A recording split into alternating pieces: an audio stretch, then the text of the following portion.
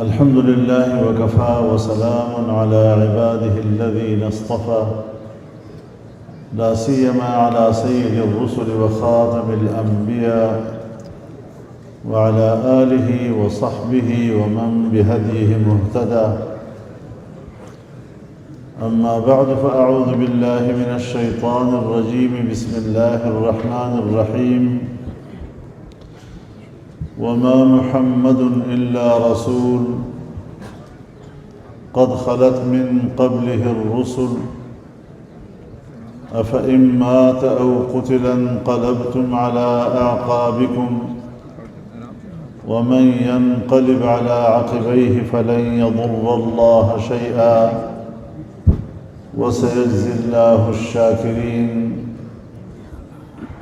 صدق الله العظيم.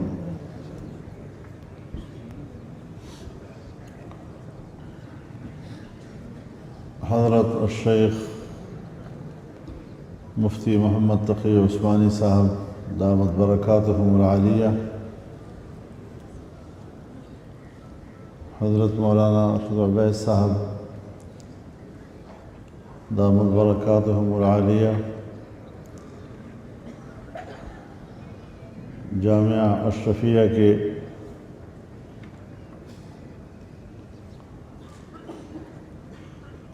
علمی خانوادے کے یہاں پر موجود تمام فرزندان، تمام برادران، اسٹیج پر موجود علماء کرام، فضلاء عظام، طلباء عزیز، میرے بزرگوں، دوستوں اور بھائیوں،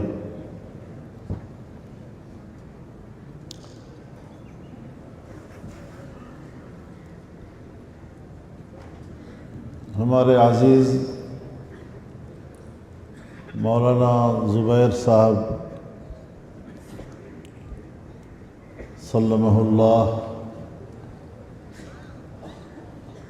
فون پر مجھے دعوت دی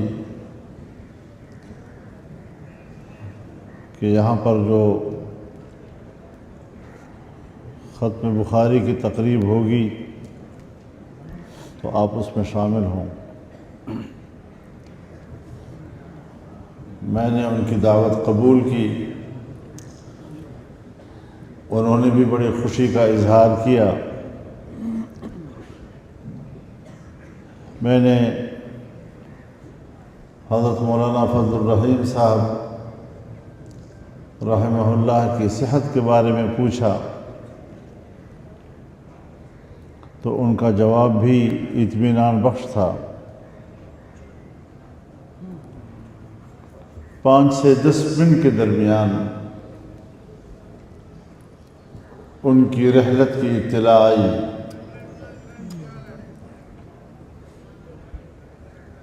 تو طبیعت پر ظاہر ہے اثر بھی ہوا۔ وہ جو کچھ لمحے پہلے دعوت کے اندر خوشی کے احساسات تھے، وہ غم و اندوہ میں بدل گئے، اور یہ انسانی فطرت بھی ہے، تقاضائے بشریت بھی ہے۔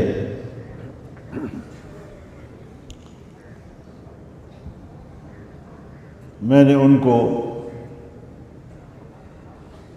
20 اجتماعات میں، اجلاسات میں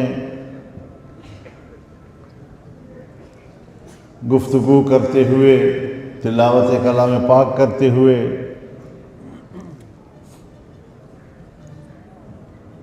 سنا بھی، ان کے ہم مجلس ہونے کی مجھے سعادت بھی ہوئی۔ میں نے ان کو نہایت شفیق پایا، میں نے ان کو نہایت خلیق پایا، اور جہاں وہ چلے گئے ہیں مجھے اللہ کی رحمت سے امید ہے کہ وہاں بھی ہم ان کو عتیق پائیں گے۔ اللہ تعالیٰ ان کے قبر پر کروڑوں رحمتیں نازل فرمائے اور ان کے قبر کو اللہ جنت کے باغیچوں میں سے ایک باغیچہ بنا دے۔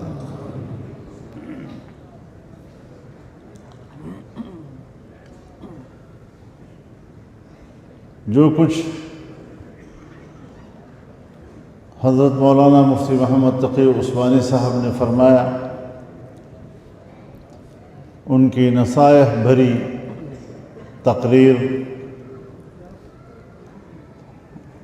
اور ان سے قبل دوسرے علماء کرام اور بالخصوص مولانا محمد حنیف جالندری صاحب نے اس مجلس کی مناسبت سے جتنا کچھ ارشاد فرمایا ہے اس پر مزید اضافہ کرنے کی نہ تو ضرورت ہے اور نہ میرے اندر اس کی استطاعت ہے۔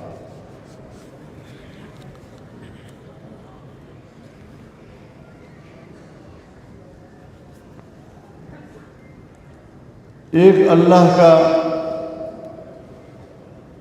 عمومی انعام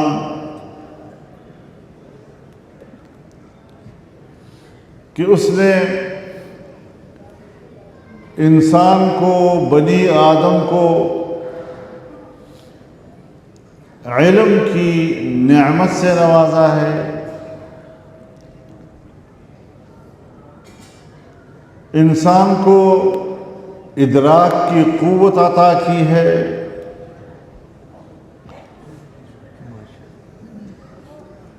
لیکن پورے کائنات کے تمام اشیاء کا ادراک اور حصول علم کی جو قوت اللہ نے حضرت انسان کو عطا کی ہے، وہاں امت مسلمہ کو خصوصی امتیاز کے ساتھ قرآن کے علم سے نوازا ہے۔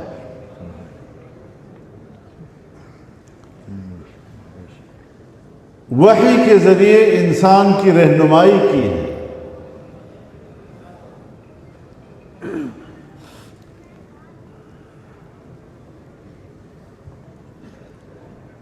ہر چند کے عقل بہت بڑی نعمت ہے اور عقل نے انسان کو ترقیوں کے بام عروج تک پہنچایا ہے اور اب بھی وہ ترقی کے منازل کو طے کر رہا ہے۔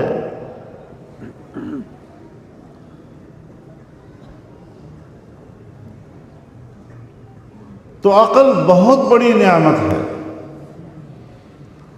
تمام حیوانات کے مقابلے میں اگر انسان کو ممتاز بنایا ہے تو عقل کے ذریعے سے بنایا ہے، لیکن بہت بڑے رہنما ہونے کے باوجود رہنمائی کے لیے کافی نہیں ہے، عقل معطل ہو جاتی ہے، خطا و انحراف کا شکار ہو جاتا ہے، تو اللہ نے پھر اس سے بڑھ کر آگے جا کر وحی کی نعمت سے انسان کو نوازا، جس میں نہ تعطل ہے نہ خطا و انحراف کا کوئی امکان موجود ہے۔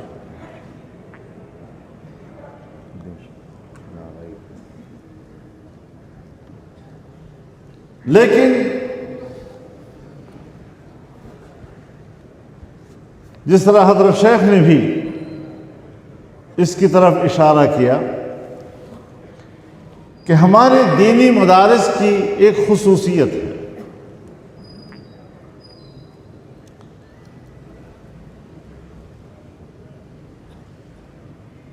کہ یہاں پر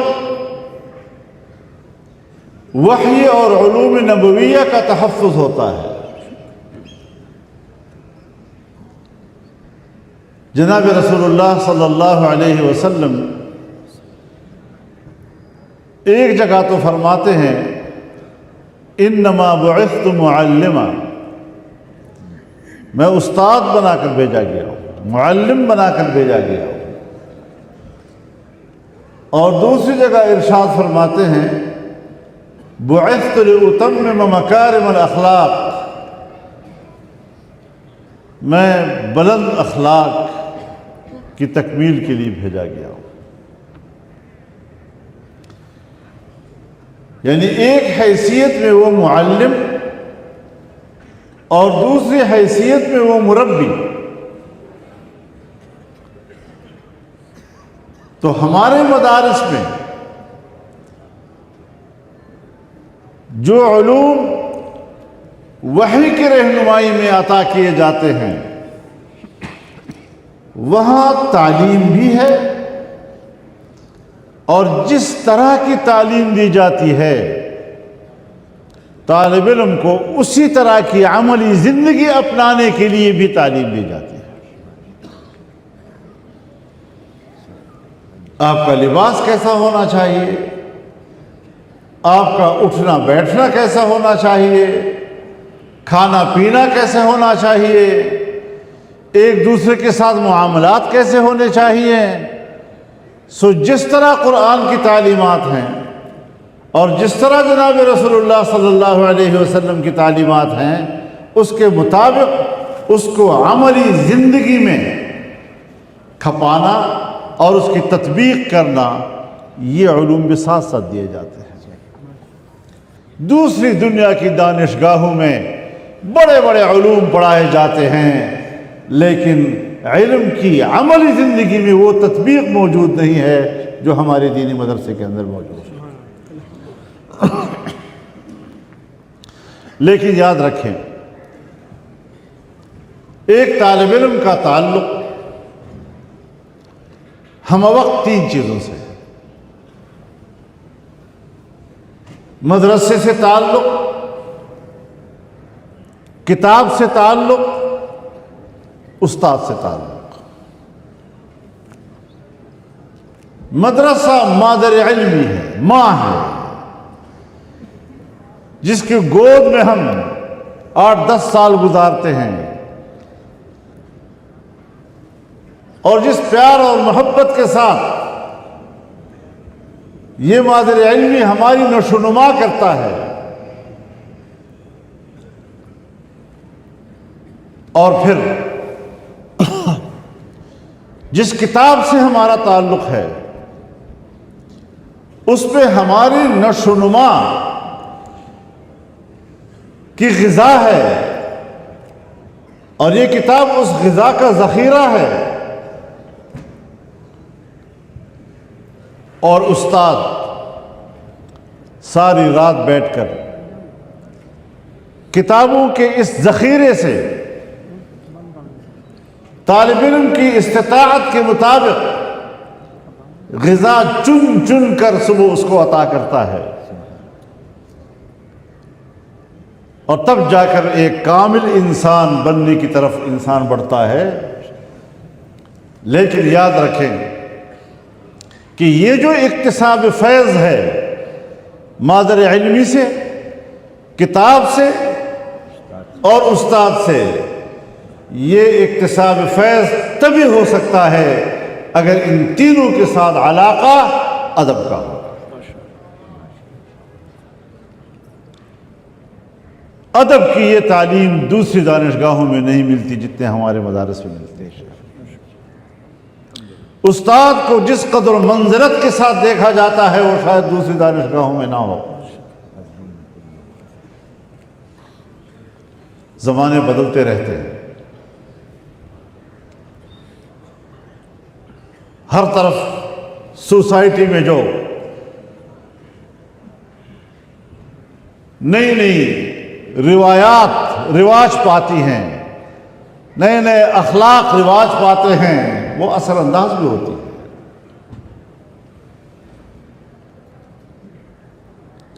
کچھ نسلوں کے بعد معاشرے کی روایات ہی تبدیل ہو جاتی ہیں۔ اور پھر نوجوان کیا سوچتا ہے؟ آج کی دنیا میں نوجوان کو جو ذہن دیا جا رہا ہے، بزرگوں سے رشتہ توڑ دو، بس وہ گزر گئے، دنیا میں رہ کر جو کرنا تھا کر گئے، اب ہم مستقبل ہمارا ہے، اب ہم نے سوچنا ہے، اب ہم نے فیصلہ کرنا ہے۔ نہ والدین کی کوئی حیثیت، نہ آباء و اجداد کی کوئی حیثیت، نہ استادوں کی کوئی حیثیت، نہ سند کی کوئی حیثیت، نہ اکابر و اسلاف کی کوئی حیثیت۔ اب ہم نوجوان ہیں، ہم نے اپنا مستقبل خود بنانا ہے۔ یہ اپنے اکابر و اسلاف سے رشتہ توڑنا، یہ مغربی تہذیب کی بنیاد ہے۔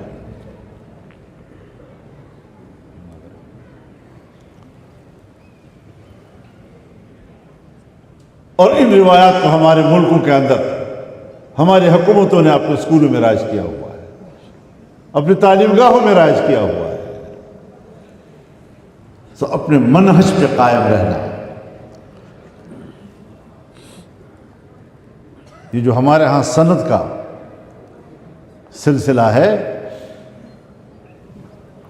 یہ ان روایات کی بقا ہے،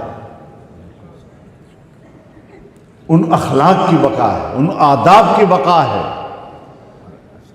اسلاف سے رشتہ ہے۔ تو ہمارے ہاں اگر شریعت پڑھائی جاتی ہے تو اس کی بھی سند ہے، اگر ہمارے ہاں طریقت ہے، شریعت پر چلنے کا اسلوب بتایا جاتا ہے، اس کی بھی سند ہوتی ہے۔ ہمارے ہاں اگر سیاست ہے تو سیاست شرعیہ، اس کی بھی سند ہے، اور سارے سلسلے جناب رسول اللہ صلی اللہ علیہ وسلم تک پہنچتے ہیں۔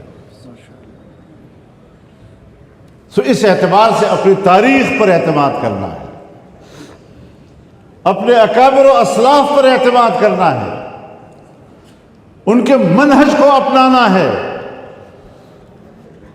اور ہمارے اکابر کا جو منہج ہے یا ہمارے مدارس کا جو منہج ہے، اس کی اساس وہ اعتدال ہے۔ ہمارے اکابر نے جذبات پہ آ کر کسی کی تکفیر نہیں کی، فتوے نہیں جھاڑے،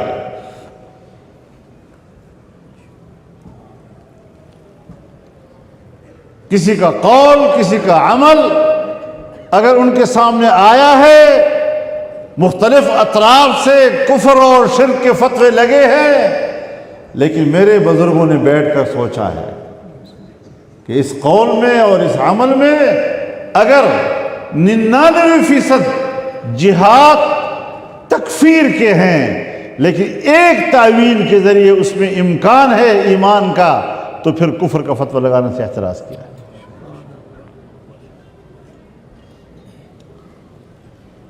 تو اعتدال کمال ہے،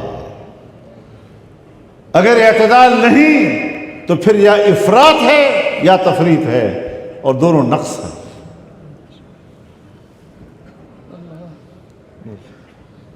تو اس منہج کو اپنانا اور اس منہج کو اپنا کر ان مدارس کی حفاظت کرنا، ان اداروں کی حفاظت کرنا، ان کتابوں کی حفاظت کرنا، ان کے علوم کی حفاظت کرنا، ان سلسلے کو باقی و ساری رکھنا، یہ ہے وہ آزمائش جو آج ہمارے حلقے پر اور ہمارے علماء پر آئی ہے، اور اس آزمائش کو انشاءاللہ استقامت کے ساتھ کرنا ہے۔ مشکل وہاں پیش آتی ہے جب حق کے خلاف حکمران کی قوت باطلہ وہ حرکت میں آتی ہے، تو باطل کا فرد کامل خارج میں حکمران ہوتا ہے،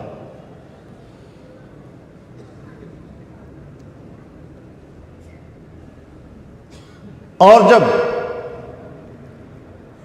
فرد کامل حکمران ہے تو باطل کے اس فرد کامل کے مقابلے میں حق کو آپ اسی پیمانے پر فرد کامل تصور کریں گے اور اس کے مقابلے میں جو آواز ہوگی وہی حق کی آواز تصور کی جائے گی۔ تو وہ تواصو بالحق کو، اس کے معیار کو، اس کے مقام کو ہمیں سمجھنا ہوگا، کیونکہ آگے اللہ خود فرماتے ہیں وتواصوا بالصبر، یہ صبر اور آزمائش اور استقلال اور استقامت اور استحکام اس کی ضرورت تب پڑتی ہے جب بہت بڑی قوت وہ ڈنڈا اٹھا کر آپ کے خلاف پڑتی ہے۔ یہ آزمائش کے دن ہوتے ہیں، یہ تکلیف کے دن ہوتے ہیں، اور جس طرح ہمارے اکابر نے آزمائشوں کو برداشت کیا، کیا آپ سوچ سکتے ہیں کہ میرے اکابر نے کن آزمائشوں سے گزر کر آپ تک یہ امانت پہنچائی ہے؟ حضرت نانوت بھی جس آزمائشوں سے گزرے، حضرت گنگوہی جن آزمائشوں سے گزرے، امداد اللہ مہاجر مکی جن آزمائشوں سے گزرے، ضامن شہید جن آزمائشوں سے گزرے، حضرت شیخ الہند جن آزمائشوں سے گزرے، ان کے شاگرد جن آزمائشوں سے گزرے، اور آزمائشوں سے گزر کر وہ امانت آپ کے حوالے آج کی ہے۔ تو اس دین کی بقا یہ آسائشوں میں نہیں ہے۔ اللہ تعالی ہماری کمزوریوں کو دیکھ رہا ہے، اور اللہ تعالی ہمیں کمزور سمجھ کر ہماری رعایت بھی کر رہا ہے کہ اس درجے کی آزمائشیں ہمارے پر نہیں آئی جو آزمائشیں ہمارے اکابر پر گزری۔